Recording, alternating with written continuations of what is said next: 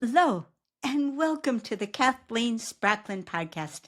I am a woman on a mission to help you get the Zettelkasten of your dreams on your work table beside you. Well, this is the moment in the Pre-Zettelkasten series where we start actually playing with card numbers. Now remember, we've got 3 different patterns for how we might want to structure our Zettelkasten.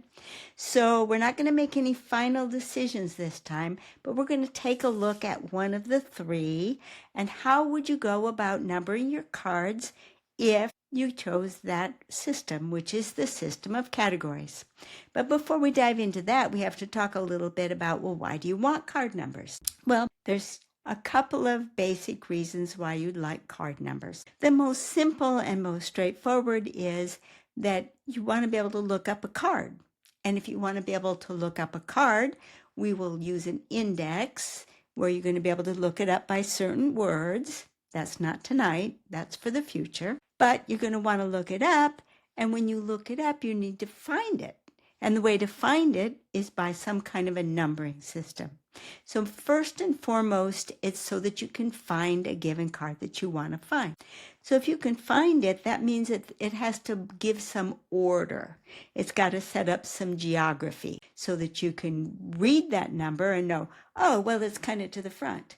Oh, it's sort of in the middle. Oh, it's way to the back. That number's got to kind of guide you in to where you're going to find the card. So when you get to that certain spot, oh, I've got to go further. Oh, gone too far, back up. So that number has to be able to zero you in on the card. So there has to be an order to it.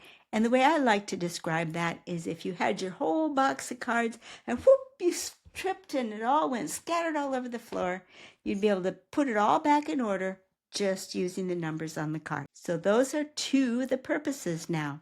Order and being able to find a card. So I told you that there are 3 purposes for numbering a card.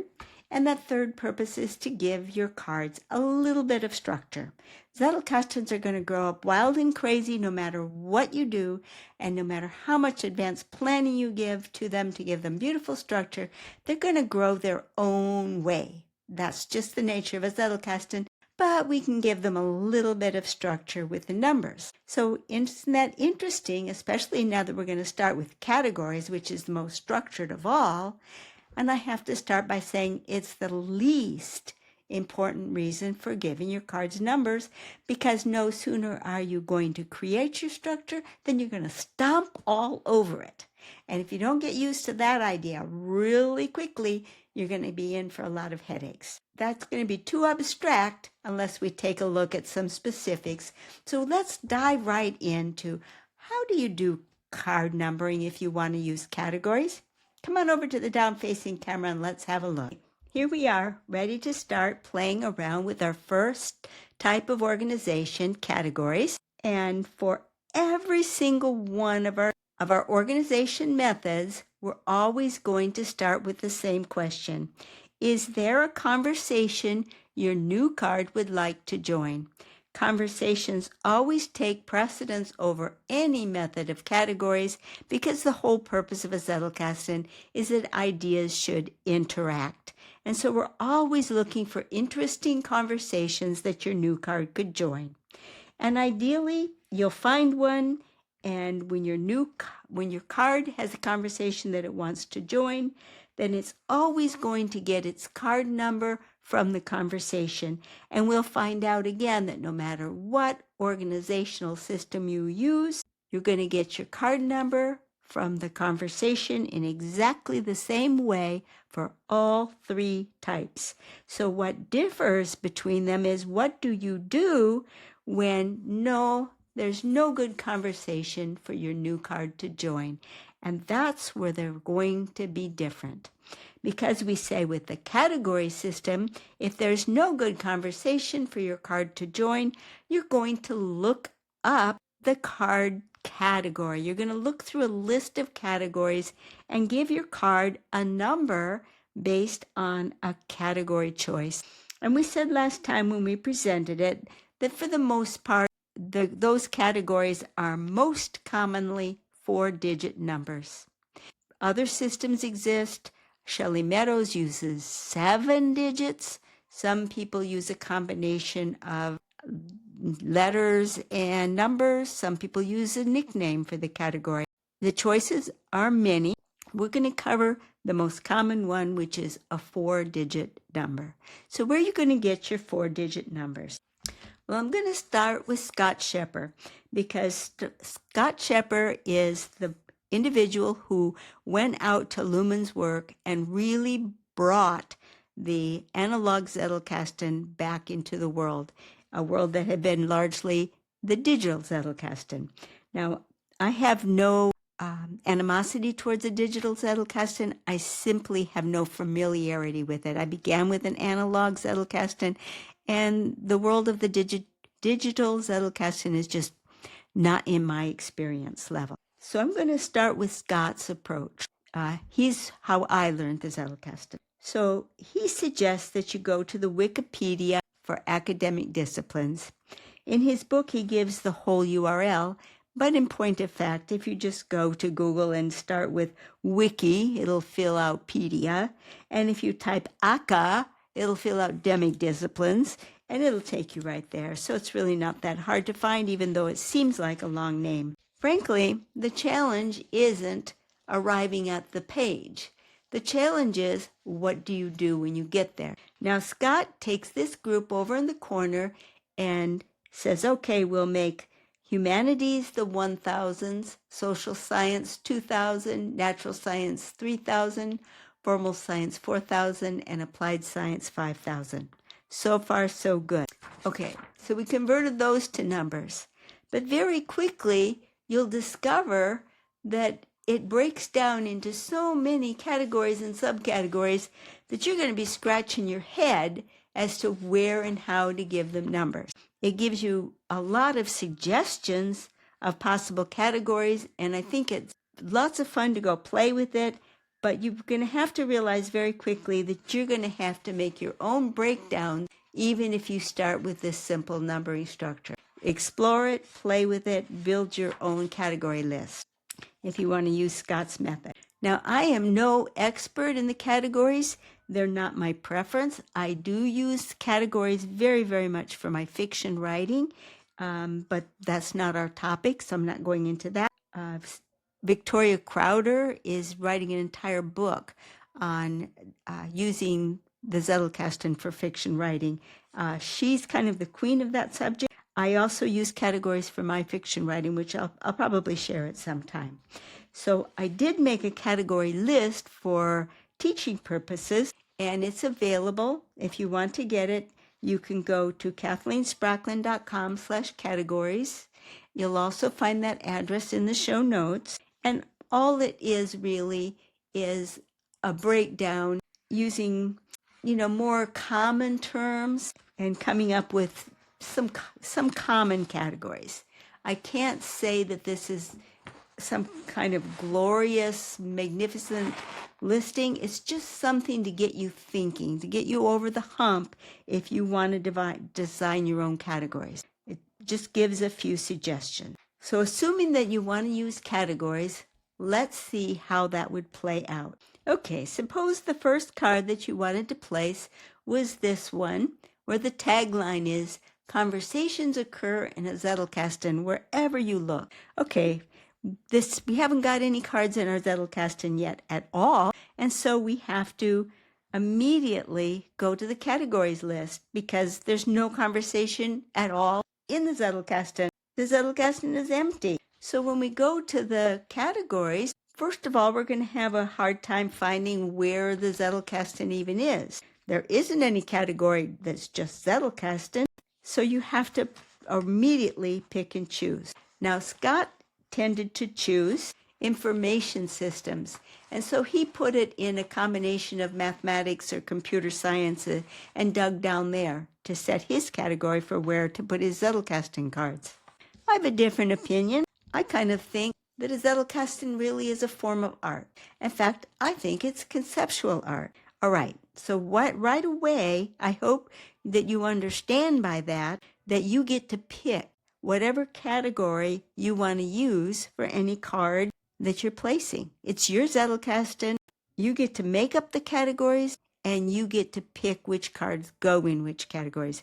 There's nobody who can tell you that you're doing it right or wrong. So maybe, hey, I'm going to call it conceptual art. I did toy with giving it one of these, but I thought that was stretching it a bit even for me. So I settled on conceptual art.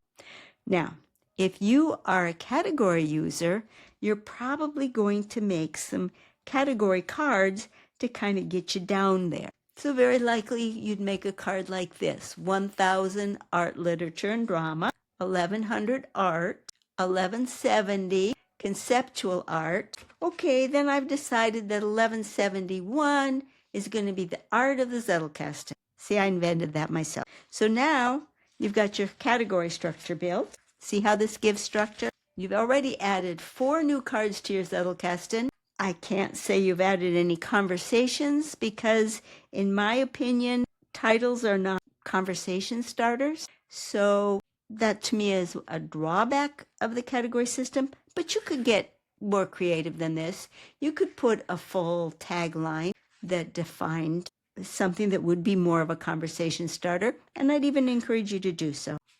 So now here we are, and we know that we want to put this card into this category. So how are we going to do that? We're going to start with the category number, and then we're going to use some kind of a separator. Lots of times people use slash or dash or dot. I tend to like dashes and dots the most.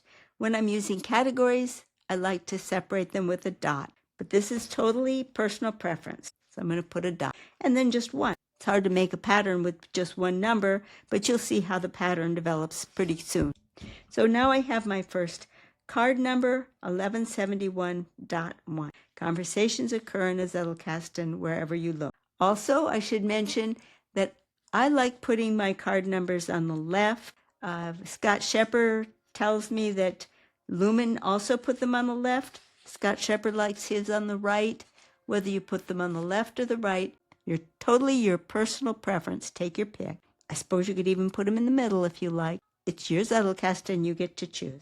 Okay, so that's an example of placing a card where it had to go in by category number. Shall we try to place another card?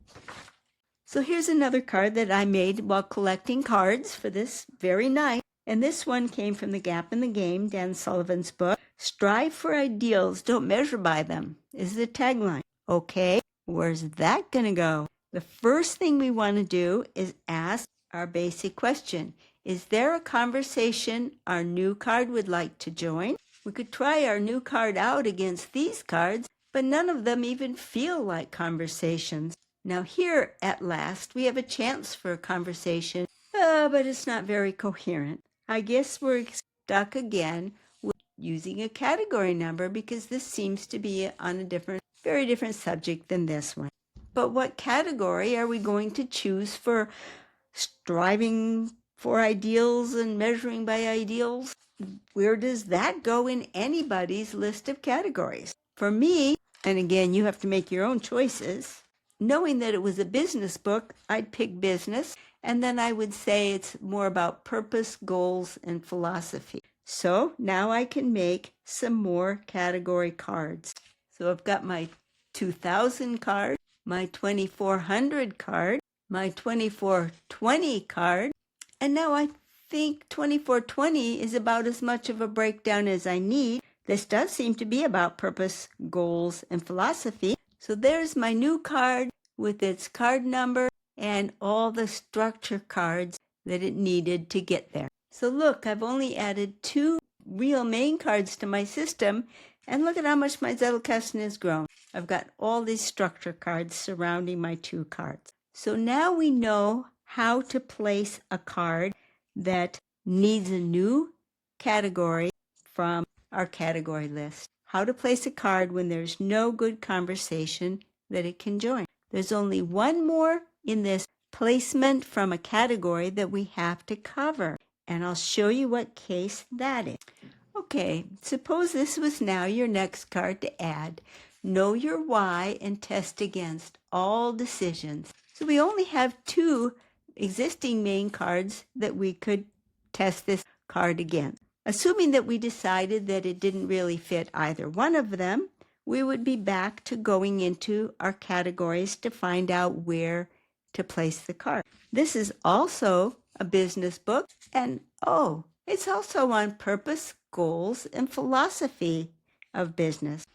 And we've already got that category set up. So our new card needs to go into 2420, but it can't be 2420.1. That one's already taken. So our new card has to become 2420.2. Okay, we aren't finished with card numbering, but we have finished everything that makes the first choice unique. We've discovered how do you assign a card number when one of your cards has no conversation that it needs to join, and you need to go to your categories list to set it up. Typically, that will be a 4-digit number. Typically, you'll have your list assigned ahead of time, or else you'll know where to go to look to devise your next number. Typically, you'll create your category cards all the way down the list to the finest detail where your new card goes, and then your new card will either be the category number with a dash or a dot or a slash. It'll go in the left or the right. Well, there's lots more to say about card numbering. Next time, we'll look at the question of, well, how does a card get its number when it's joining a conversation? And that part will apply to all 3 types. So join me next time to continue working on how a Zettelkasten card gets its number. Talk to you later. Bye-bye.